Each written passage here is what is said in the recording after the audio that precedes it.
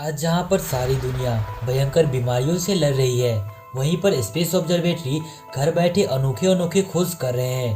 और हमारे वैज्ञानिक हमेशा से ही कुछ ऐसे ढूंढने में लगे हुए हैं जो कि उसका घर बन सके, कुछ ऐसे प्लैनेट्स जो कि वहां पर वह रह सके, या फिर वह अपने अंतरिक्ष में कोई ऐसी एलियन सिविलाइजेशन को ढूंढने में सफल हो जाए। और ऐसा ही कुछ खोज निकाला है हमारे वैज्ञानिकों ने। साल 2010 जब स्पेस ऑब्जर्वेटरी अपना काम कर रहे थे, तभी उसकी नज़र एक तारे पर पड़ गई जिसे केपलर यान ने खोजा था, और उस स्टार का नाम केपलर 160 रखा गया। उसके साथ ही 3 प्लैनेट्स और ढूंढे गए जो केपलर 160 को ऑर्बिट कर रहे थे, जिसे साल 2011 में पब्लिश किया गया और साल 2014 में कंफर्म किया गया था। मगर यहाँ तक तो ठीक था, पर साल 2020 यानी कि कुछ दिन पहले ही नासा ने एक और प्लैनेट की खोज कर ली है जो कि बिल्कुल हमारी पृथ्वी के जैसा ही है, और सूर्य से उस ग्रह की दूरी भी हमसे हमारे सूरज के बराबर ही मौजूद है। वहाँ पर जीवन के सुराग भी मिल सकते हैं, और वहाँ पर किसी न किसी प्रकार की एलियन लाइफ भी संभव हो सकती है, क्योंकि वह एक एक्सोप्लैनेट है, यानी कि इसे सुपर अर्थ भी हम कह सकते हैं। तो अपना अपना सीट बेल्ट बांधिए और चलिए हम चलते हैं केपलर 160 स्टार सिस्टम के पास। KOI 456.04 इस ग्रह की खोज गैंटिंगेम के मैक्स प्लैंक इंस्टीट्यूट के सोलर सिस्टम रिसर्च टीम ने की थी, और यह प्लैनेट केपलर 160 स्टार का चौथा प्लैनेट बन गया है। KOI 456.04 जो कि केपलर 160 स्टार का चक्कर लगाता है।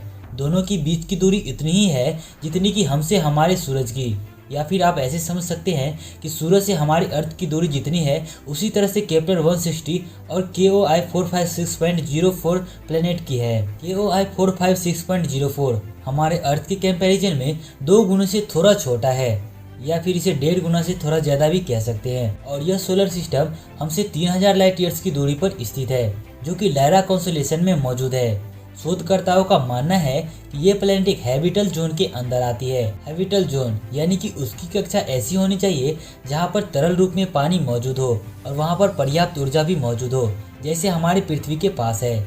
KOI 456.04 अपने होस्ट स्टार केपलर 160 का चक्कर 378 दिनों में लगा लेता है, यानी कि इस प्लैनेट का एक साल 378 दिनों के बराबर होता है।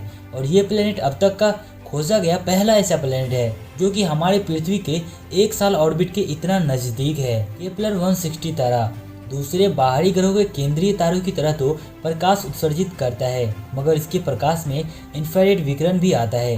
केपलर 160 हमारे सूर्य से 300 डिग्री कम तापमान उत्सर्जित करता है, मगर केपलर 160 सोलर सिस्टम हमारे सोलर सिस्टम से काफ़ी ज़्यादा डिफरेंस रखता है अपने आप में।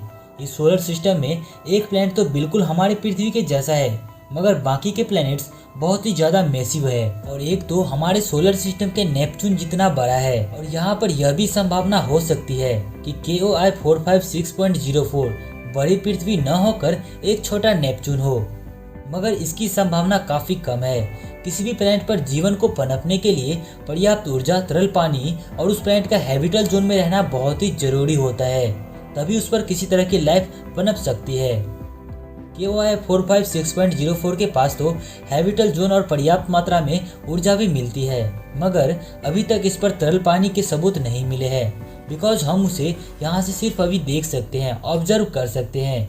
वहाँ तक भी हमने कोई भी स्पेस सेटल कुछ भी यहाँ पर नहीं भेजा है, इसीलिए हमें इसका पता नहीं है कि वहाँ पर तरल पानी सच में मौजूद है या नहीं। अगर उस पर तरल पानी मौजूद हो तो वहाँ पर किसी न किसी प्रकार की एलियन लाइफ या तो पहले से ही पनप चुकी होगी या फिर वहाँ पर पनप रही होगी। आज जिस तरह से हम अपने पृथ्वी को गंदा कर रहे हैं, उस हिसाब से हमें दूसरा ग्रह खोजना और उस पर घर बनाना ही होगा। और वैज्ञानिक हमेशा से इस दौर को आगे बढ़ाने में लगे हुए हैं कि वह किसी ऐसे ग्रह को खोज ले जहां पर हम जीवन या फिर किसी भी एलियन लाइफ को वहां पर खोज सके, या फिर फ्यूचर में हम वहां पर अपना घर आसानी से बसा सके। और इसी तरह के एक प्लैनेट की और खोज की है जो कि अल्फा सेंचुरी में मौजूद है। इसे भी आज से कुछ दिन पहले ही खोजा गया है, और यहाँ तो साथ साथ पृथ्वी वाले सोलर सिस्टम भी है, ट्रैपिस्ट 1, जहाँ एक नहीं बल्कि 7 पृथ्वियाँ मौजूद है, मगर हमारे पास अभी उतने साधन नहीं है कि हम उन ग्रहों तक पहुँच सके। तो गाइस आज के लिए बस इतना ही। वीडियो अच्छा लगा हो यार तो वीडियो को लाइक कीजिए, और उम्मीद करता हूँ कि आप KOI 456.04 प्लैनेट के बारे में अच्छी तरह से जान चुके होंगे। और नासा ने कुछ दिन पहले ही इसी ग्रह को खोजा था और इससे पहले अल्फा सेंचुरी में मौजूद एक और ग्रह को खोजा था। तो शायद आप इन ग्रह के बारे में जान चुके होंगे। तो यार वीडियो अच्छा लगा तो यार शेयर भी कर दीजिएगा और चैनल को सब्सक्राइब करना बिल्कुल भी मत भूलिएगा गाइस, क्योंकि गाइस मैं आप लोगों के लिए ऐसी वीडियोस हमेशा लेता रहता हूँ और हमेशा लाऊंगा। तो यार चैनल को सब्सक्राइब करना बिल्कुल भी मत भूलना। तो तब तक के लिए बाय एंड जय हिंद।